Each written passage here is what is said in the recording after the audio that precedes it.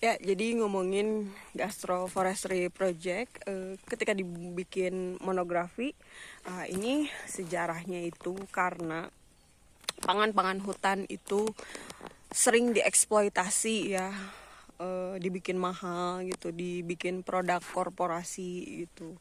Sedangkan mereka tidak bisa tumbuh kayak di karbit gitu ya. Jadi kayak misalkan ini kan ya, komoditas yang saya bawa itu adalah komoditas nanas hutan, warnanya itu merah gitu. Ini itu nggak bisa dikarbit, ayo cepet berbuah nggak bisa gitu. Jadi seketemunya, karena di hutan itu nggak bisa dipercepat gitu laju pertumbuhannya gitu ya.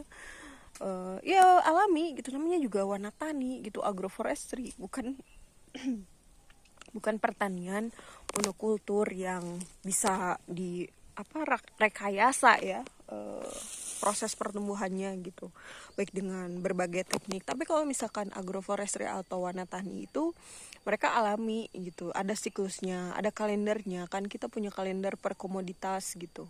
Nah, yang Gastroforestry Project itu kan pakai pendekatan etnobotani kalau di sini ya, bukan di sini sih, saya aja gitu berinisiatif bahwa iya, pendekatan yang paling cocok adalah etnobotani gitu dengan komoditasnya gitu, karena di sini ada pengetahuan lokalnya. Pertama, dari tiap komoditas itu ada berbagai fungsi, kayak misalkan ini kan mahoni ya. Mahoni itu dari akarnya sampai bijinya itu bermanfaat sekali gitu ya. Apalagi kayunya ini. Investasi masa depan ya.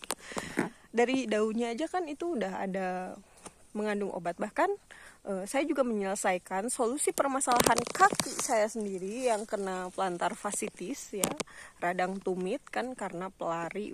Pelari emang iya sih, karena pelari dan fieldworknya itu kan jauh ya. Ini tuh hampir 1 hektar lebih ya, 1,4 hektar gitu, itu jalan kaki ya, kadang berlari juga, kadang ya pokoknya fisik lah gitu. Itu kan membuat kaki saya itu tidak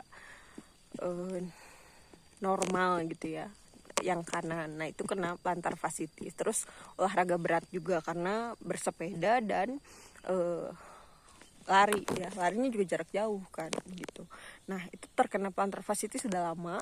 Dan saya juga meriset bahwa di daun mahoni itu banyak terkandung obat ya di situ yang bisa menyembuhkan ya, mengarah pada kategori biofarmaka gitu. Dan kemudian saya teringat lagi tentang titrasi biokimia pangan gitu, dimana saya bisa menyembuhkan penyakit saya sendiri gitu. Dan sekarang udah masuk tahap pengujian klinis ya. Nah itu kan akan menjadi produk yang sangat berguna gitu. Dan ketika saya membaca sejarah orang Sunda, sejarah pengebun ya, artinya apa sih, yang orang-orang yang berkebun di sini gitu memanfaatkan mahoni itu ternyata untuk etnomedicine ya. Nah itu dia, dari satu komoditas aja ya, mahoni gitu. Saatnya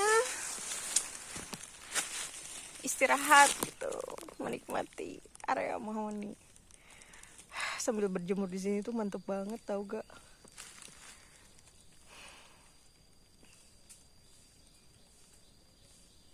Kayak forest bathing gitu.